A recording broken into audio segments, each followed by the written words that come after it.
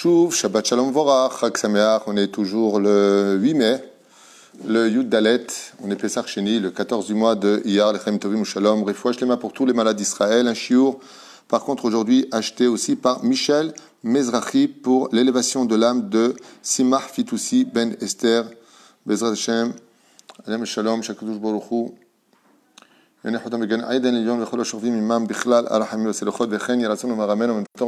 pour vous tous, Bezrat Hashem, que de bonnes nouvelles. Srout Rabbi Meir, Baalanes, Bezrat Hashem, les portes du ciel sont ouvertes, comme vous le savez tous, pour vos prières pendant une petite semaine, à partir de maintenant, déjà depuis hier soir. Grande mitzvah d'allumer une bougie pour Rabbi Meir Baalanes à l'huile d'olive et pour Rabbi Yehuda Bar Ilai, deux grands Tanaïm, élèves de Rabbi Akiva. Et il y a une ségoula aujourd'hui pour ceux qui veulent un petit peu remonter, retrouver le sourire, de déposer 3 pièces dans la tzedaka, quoi que vous fassiez déjà beaucoup de tzedaka grâce à Dieu, et de dire Ela Ademir Aneni, Ela Ademir Aneni, Ela Ademir Aneni, Shlach lanu et hageoula, Chinur tov labanim, Parnasa tova, Shlom bayit, tout ce que vous voulez, Bezrat Hashem, afin de retrouver une meilleure harmonie, un grand sourire, et surtout la Aliyah, Beretz HaKodesh, Bezrat Hashem, une fois de plus, je le dirai pendant tous nos shiurim, en tout cas pendant une période encore, je suis rempli de gratitude vis-à-vis de vous tous pour votre soutien par rapport au Miftah de Charidi, puisque Baruch Hashem, on a défié l'impossible. Et comme elle a dit encore ce matin, une personne, il m'a dit, votre Charidi, votre mission est tellement importante qu'on a vu la main de Dieu dans ce qui s'est passé, parce que c'était pour nous impensable. Et on a vu que non seulement vous y êtes arrivé, Blia Inara Ben Porat Yosef Ben Porat El, mais en plus de ça, que Hachem était avec vous. Parce que quand on travaille vraiment le Shem Shamaim, on est entouré de bonnes personnes, on est entouré de personnes qui ont du cœur, et Baruch Hashem, vous avez été présent. Je vous remercie du fond du cœur. C'est déjà ce qui nous permettra de faire les fondations. Baruch Hashem de Torah, on l'a, il est là. Les fondations, le travail pour nous commence à partir de dimanche, lundi. En ce qui concerne, on ne va pas attendre de tout construire, d'avoir les bureaux pour dire, ça y est, maintenant on va vous aider, on va essayer de trouver des solutions ou vous orienter. Donc on commencera, nous, en tout cas, le travail dimanche, plus ou moins lundi, je ne sais pas quand, même si on le fait déjà à l'échelle petite, individuelle, pour chaque personne qui vient nous voir, on va commencer à Bezrat Hashem à agir en conséquence, de telle façon à ce que quand on passera dans le nouveau bâtiment, eh ben, grâce à vous et grâce à Dieu surtout, on pourra déjà juste déménager les idées et non pas les concrétiser. Parce que sinon, ça prendra du temps. Vous l'avez bien compris. Voilà. Donc Michel Mezrahi, si je le prononce bien, c'est pour le shiur que tu as acheté. Vous êtes très nombreux à acheter des shiurim. Je vous demande pardon, je ne peux pas faire plus. Je le préviens à l'avance. Là, j'ai, je crois, 60 shiurim à faire. Donc, je fais au fur et à mesure. Je respecte plus ou moins l'ordre qui est fait quand il y a une date de précise. Donc, je suis obligé de le faire parce que c'est le jour de l'Askara ou l'opération de la personne qui est malade. Mais à Israël, on est tous une grande famille. J'espère que vous me comprenez. J'oublie personne. Tout est noté chez moi. Dès que vous faites un don pour soutenir nos actions ici, et surtout, en général, les actions des Shurim, c'est surtout pour soutenir les Avrechim et ceux qui étudient. Vraiment, on a besoin aussi de ça, parce qu'il y a aussi 32 Avrechim aujourd'hui qui étudient. Il y a aussi un nouveau qui doit rentrer. Donc voilà, on est partout. On est dans l'étude de la Torah, on est avec les familles nécessiteuses, on est avec les juifs de la diaspora. On est un peu partout. On s'occupe beaucoup de tout. Voilà, donc c'est une caisse qui fait toutes les mitzvot de la Torah. Juste que vous le sachiez, et c'est sincère. Ok, Masechet Avot, on est dans la Mishnah. Ça, j'avais déjà fait. On avance de Mishnah. Oh, Mishnah Yudalef, Perek, Bet, Masechet Avot. Rabbi Yehoshua ben Hanania. On n'a pas fini la Mishnah de Rabbi Eliezer et mettre la mytho, mais comme j'avais déjà fait l'an dernier, là-bas je l'explique en long et en large, donc on avance. C'est-à-dire parce qu'on a 6 chapitres à faire, on s'approche de Shavuot, même si on continue après éventuellement, mais chez Bezrat Hashem Yitraked, Vin Paked, Ala Nekudot Aele. Rabbi Yehoshua relève un sujet qui font très peur au monde Sfarad, plus qu'au monde Ashkenaz, et voilà ce qu'il nous dit. Rabbi Yehoshua ben Hanania, donc on parle encore une fois de plus des élèves de Rabbi Yochanan ben Zakkai, chacun d'eux apporte un enseignement. Rabbi Yehoshua ben Hanania, il nous dit Aïnara, ouah, est-ce que ça existe? Ben oui, puisque c'est marqué partout d'ailleurs. Aïnara, Veyetzerara, Vesinat Abiriyot, on va traduire le mauvais œil, le Yetzerara, le mal, le penchant du mal qui est en nous. Vesin atabiriot, et la haine des autres, motzi'in et adam minna olam. Ces choses-là retirent l'homme de ce monde. Moi, j'ai une question à poser. Qui part de ce monde? Quand on dit que la inara, le yetzer hara et la haine des autres retirent l'homme de ce monde, est-ce qu'on parle de celui qui met la inara, celui qui a du yetzer hara et celui qui déteste les autres, ou est-ce qu'on parle de celui qui subit la inara, celui qui subit le yetzer hara des autres, et celui qui subit la haine des autres? Très intéressant. Parce que l'Agmara nous dit que 99% des gens meurent de la inara, dans le cas où vous ne le savez pas, maintenant vous le savez. Comme ça il enseigne dans l'Agmara que 99% des gens meurent en général de la inara. Rav Yosef il dit en machala et la inara. En général, une maladie, ça fait la inara. Bizarre, comment, qui, quoi, donc lequel. En tout cas, sauf, bien entendu, les maladies naturelles. C'est-à-dire, le mec qui sort dehors, la Gemara dit par exemple, quelqu'un il fait moins 10, il sort sans gessar, puis il revient avec une angine. Ça, c'est pas la inara, et c'est même pas d'Hachem, c'est de la bêtise humaine. Donc, il y a des choses qu'il faut quand même contrôler, comprendre. Vézé, Pérouche, Adavar. Alors, bon Irachav, la question que j'ai posée, c'est qui meurt, celui qui le met ou celui qui le subit?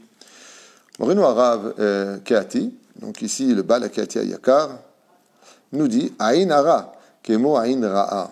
Donc l'Aïn Ara, j'ai fait un cours qui s'appelle l'Aïn Ara, donc vous n'avez qu'à regarder qu'est-ce que l'Aïn Ara, comment se fait-il qu'un homme puisse perdre ce qu'il a à cause du regard d'une personne qu'il ne connaît pas, pourquoi lui, il serait capable de destituer ce que Dieu a fixé à Rosh Hashanah.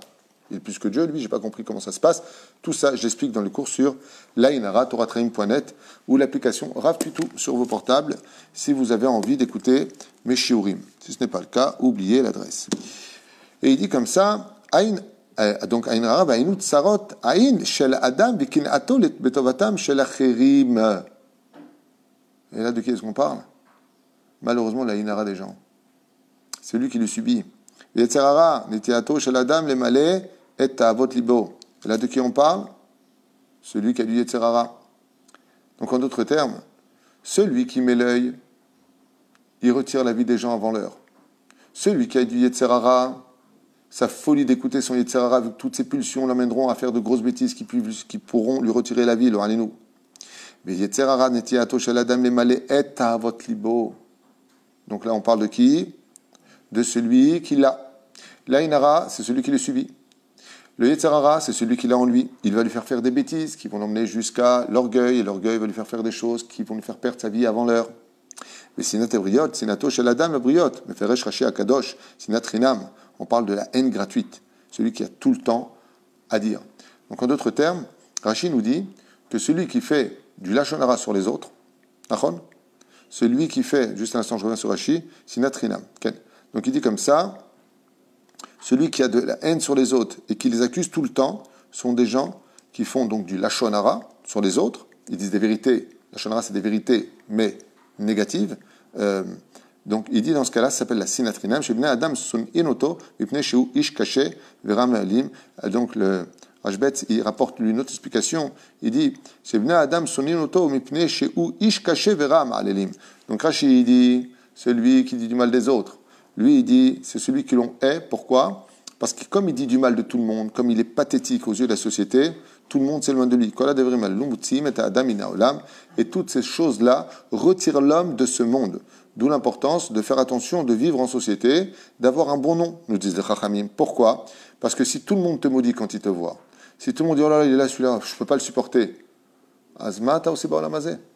Apparemment, t'as raté quelque chose. Il y a des gens, ils sont bli'ainara pour eux, je ne sais pas comment ils font, ils s'entraînent à la maison, ils sont lourds.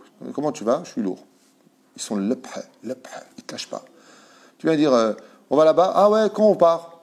Je n'ai pas dit que tu viens, je suis en train de dire, on va là-bas. Je voulais être avec ma femme, je voulais... Ils sont là. En fait, ils sont là. Et ils s'imposent. On pose une question, ouais, non, parce que moi j'ai lu... On t'a rien demandé.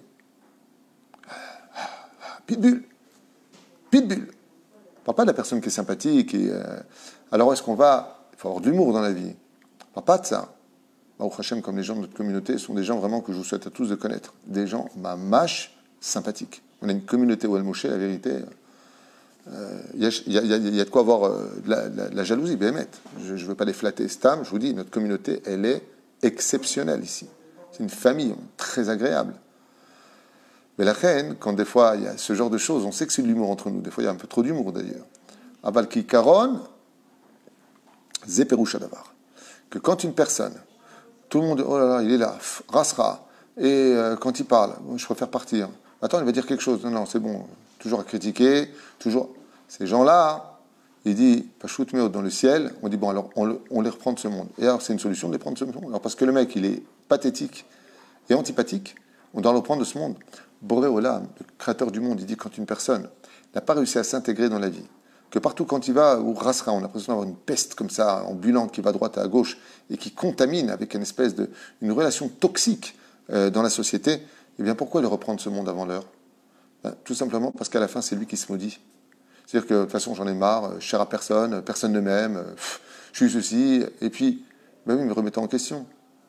Remettons en question. De toute façon, celui-là, il est comme ça, et celle-là, elle est comme ça, et de toute façon, lui, il est comme ça, et celui-là, il est comme ça. Ça me rappelle la blague de la femme qui va chez le médecin et dit, écoutez, j'ai très, très, très, très mal. Il dit, qu'est-ce qui se passe? J'ai mal là, j'ai mal là, j'ai mal là, j'ai mal là, j'ai mal là. Il dit, madame, vous avez le doigt cassé. Donc, c'est le problème, il est chez toi. C'est au lieu de chercher qui est à accuser constamment, peut-être que c'est toi le problème. Ouais, moi, personne ne m'aime, je suis seul, j'en ai ras-le-bol.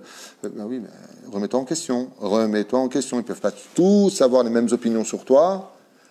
Si tu n'y es pas pour quelque chose, au moins un petit peu. Donc peut-être que tu devrais t'améliorer, peut-être un peu plus faire attention à ta façon de parler, de ta façon de t'imposer, de ta façon d'exister, de ta façon de critiquer, ou pire, de juger. Peut-être que tu devrais te remettre en question. Sinon, eh bien, Dieu te reprend de ce monde pour deux raisons. La première, c'est que tu as raté, ben, il faut redémarrer à zéro, donc meurs pour renaître de nouveau, réincarnation. Deuxième option, pourquoi? Ben, tout simplement parce que c'est toi qui vas te maudire. Parce que la finalité de celui qui est tout le temps avec l'Aïnara, ouais, c'est qu'il ne voit jamais son propre bonheur, puisqu'il a les yeux sur les autres. C'est Zélotov. Deuxième chose, Yetzerara, atténue-le. Pourquoi? Tu as de la Torah, tu manques de Torah. Barati Yetzerara, Barati le Torah Tablin. Si tu étudies plus le Moussar, plus la Torah, plus investi, tu aurais moins de Yetzerara. Mettons Yetzerara, qu'est-ce qu'il va te faire? Il va te faire des choses horribles. Quand on m'a montré une vidéo il n'y a pas longtemps, j'ai quelqu'un qui te rend compte, regarde ce qu'ils font les jeunes. Vous voyez un homme qui se pend comme ça au 12e étage d'un immeuble, il est complètement pendu, il se tient avec ses doigts. Et l'autre en face, il le filme. Ouais, il le filme. C'est quoi le but? Ben, le but, c'est de montrer qu'il n'a pas peur de la mort, qu'il a peur de rien. Le problème qu'il a, c'est qu'apparemment, il a eu un problème au doigt ou à la main, je ne sais pas ce qu'il a eu exactement, et il essaie de remonter et il n'y arrive pas. Et vous n'allez pas me croire, le mec, il tombe. Donc, vous voyez un mec qui tombe du 12e étage. Normalement, un truc comme ça, tu vois qu'il essaie de faire des efforts, tu vois qu'il est mal, tu poses ton appareil, tu viens le sauver, tu lui tiens la main, tu le remontes de 12 étages. Ouais. Le mec, il reste en train de filmer. Et il ne bouge pas. Et il bouge pas. Je ne sais pas si vous comprenez ce que je suis en train de vous dire. Non, assistance en personne en danger. Comment c'est possible pour faire le buzz et avoir 1 million de vues? C'est ça le truc, une vie qui vient de partir de ce monde. Il y a deux questions qui se posent. Qui a poussé ce mec à faire une telle chose? Pourquoi? Pourquoi tu fais ça? C'est quoi le truc? Ouais, mais on a fait un pari, il va prendre 10 000 euros s'il le fait. D'accord, mais pourquoi tu fais ça? T'as pas de fil. Si tu tombes, t'avais une corde, tu te retiens. Je comprends pas. C'est quoi le but? Yetzerara. Le Yetzerara, il t'aveugle. Le Yetzerara, c'est de l'orgueil. Mais le pire, c'est pas lui. Moi, si j'avais été flic, c'est le caméraman, celui qui a filmé, celui qui a mis ça sur YouTube, que j'aurais arrêté. Tu vois quelqu'un qui tombe, tu n'interviens pas. Ah non, moi je suis là pour filmer, moi je ne me mêle pas. Mazé. Il dit Yetzera motsim et adamina olam. À cause du Yetzera, il y a des gens qui meurent. Et pour finir, sin atabiriot.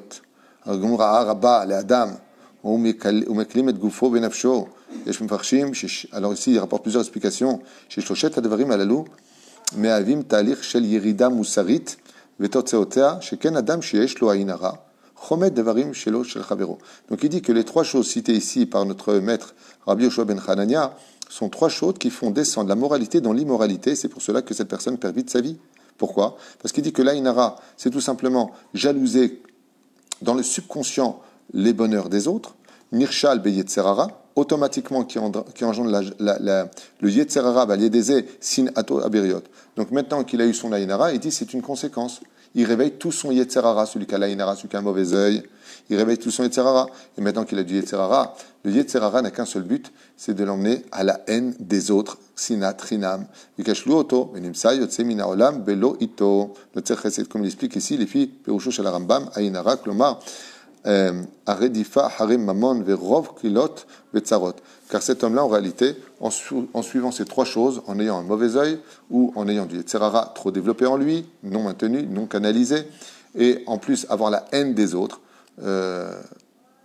sachez que le pervers narcissique dans mes études, il a exactement les trois choses. Il est Aïnara, il voit le mal chez tout le monde. Yetzerara, lui-même est le Yetzerara, et il est tout le monde dans son cœur. Tout ce qu'on voit au niveau de sa façon d'être, ce n'est rien d'autre qu'une vitrine. Sin atabriot.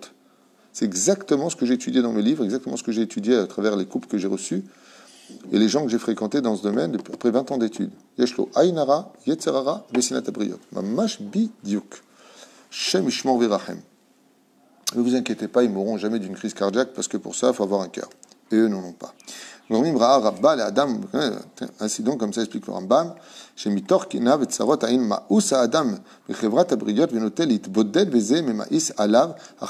exactement ce que je vous ai dit, explique le Rambam, c'est que comme maintenant cet homme-là, il a une mauvaise réputation, il porte la rasra quand il vient, il est pathétique, on ne sait jamais comment ça va se passer.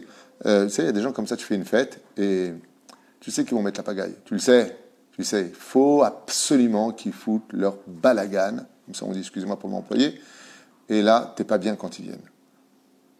D'un côté, la Mishnah nous dit, tout celui qui est aimé des hommes est aimé de Dieu.